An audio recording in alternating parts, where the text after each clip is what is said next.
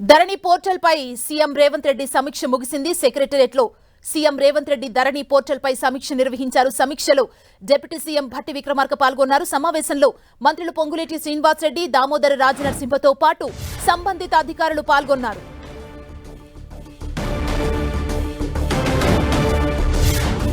ధరణి portal పై CM Revanth Reddy సమీక్ష ముగిసింది.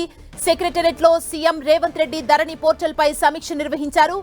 ఈ సమీక్షలో డిప్యూటీ సీఎం భట్టి విక్రమార్క పాల్గొన్నారు. సమావేశంలో మంత్రులు పొంగులేటి శ్రీనివాస్ రెడ్డి, దామోదర రాజనరసింహతో పాటు సంబంధిత అధికారులు పాల్గొన్నారు.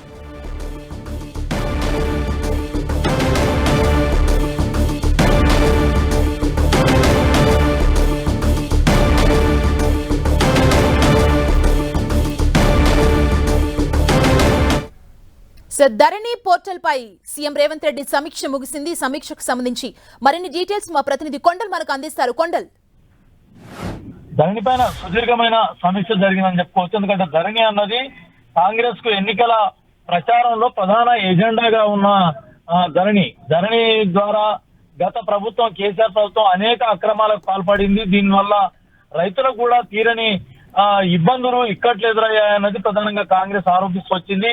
దానికి అనుగుణంగా తాము అధికారంలోకి వస్తే ధరణిని మార్చేస్తామంటూ హామీ ఇచ్చిన పరిస్థితి ఉంది. కాబట్టి ఈ రోజు ధరణి పైన చర్చ అన్నది చాలా కీలకంగా అని చెప్పుకోవచ్చు. దీనికి ప్యారలర్ గా భూభారతి అనే పోర్టల్ ను ప్రభుత్వం తీసుకురాబోతుంది. దీనితో పాటు ధరణిలో ఏవైతే ఈ ధరణి ఏర్పాటైనప్పటి నుంచి ఎన్ని రకాల అక్రమాలు జరిగాయన్నది ఇప్పటికే ప్రభుత్వం ఒక నివేదికను రెడీ చేసేందుకు అధికారులకు ఆదేశించినట్టుగా తెలుస్తుంది. దీనిలో భాగంగానే ధరణి ఏర్పాటైన తర్వాత ప్రభుత్వానికి సంబంధించిన ఆస్తులు ఎన్ని ప్రైవేట్ చేతుల్లోకి వెళ్ళాయన్నది ప్రధానంగా లిస్ట్ అవుట్ చేసే పనిలో అధికారులకు ఆదేశాలు జారీ చేశారు. దాంతో పాటు ప్రధానంగా ధరణిలో మోడల్స్ పేరుతో చాలా రైతులకు ఇబ్బందులు ఎదురవుతున్నాయి. దీనికి సంబంధించి మోడల్స్ ను చేంజ్ చేయాలన్నది ప్రధానంగా ముందు భూభారతి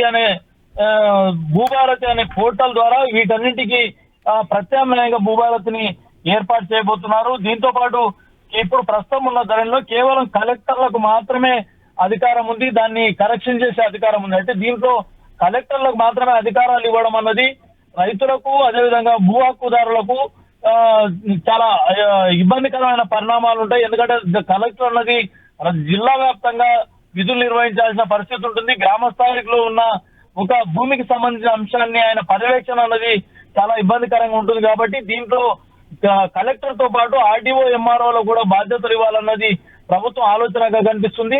దీంతో పాటు ప్రస్తుతం ఉన్న ధరలో ఒకే ఒక్కటి మాత్రం కంటిన్యూ కొనసాగించే అవకాశం ఉంటుంది. రిజిస్ట్రేషన్, మ్యూటేషన్లకు సంబంధించి మాత్రం ప్రస్తుతం చాలా సరళతరంగా ఉంది. కాబట్టి దాన్ని కొనసాగిస్తూ కలెక్టర్ తో పాటు ఆర్డీఓ, ఎంఆర్ఓలకు బాధ్యతలు అప్పచెప్పడం అన్నది ఒక అంశంగా చూస్తున్నారు. దీంతో పాటు గ్రామ, మండల, జిల్లా స్థాయిలో రెవెన్యూ సదస్సులను ఏర్పాటు చేసి ప్రస్తుతం ఈ ధరణి ఏర్పాటైనప్పటి నుంచి ఏవైతే ఇష్యూస్ తెరపైకి వచ్చి భూ హక్కుదారులు ఇబ్బందులు పడుతున్నారో వాటన్నిటిని సత్వరమే పరిష్కారం చేసే దిశగా అధికారులు దీనిపై ముందుకెళ్లాలని చెప్పి ఆదేశించినట్టుగా తెలుస్తుంది. దాంతో పాటు ఆర్డీఓ, కలెక్టర్, అదేవిధంగా ఎంఆర్ఓలకు అప్పిలేట్ అథారిటీ అన్నది ఇవ్వాలన్నది మరో ప్రధాన అంశంగా ప్రభుత్వం భావిస్తున్నట్టుగా మనకు అర్థమవుతుంది. దీనిలో భాగంగానే ధరణి పైన సుదీర్ఘమైన సమీక్ష నిర్వహించడం జరిగింది. దీనికి సంబంధించి ధరణిలో ప్రభుత్వ భూములు ప్రైవేట్లకు ఇచ్చారన్న దానిపైన సమీక్షించి పూర్తిగా అక్రమారులపై చర్యలు తీసుకోవాలన్నది ప్రధానంగా అధికారులకు ఆదేశించడం జరుగుతుంది. దీనిపైన సుదీర్ఘంగా చర్చలో ప్రధానమైన దీనిపైన సమీక్షల్లో ప్రధానంగా ధరణిలో ఇప్పటి వరకు జరిగిన అన్నింటిపైన ఒక నివేదికను ప్రభుత్వానికి ఇవ్వాలని ఆదేశించినట్టు తెలుస్తుంది. థాంక్యూ కొండల్.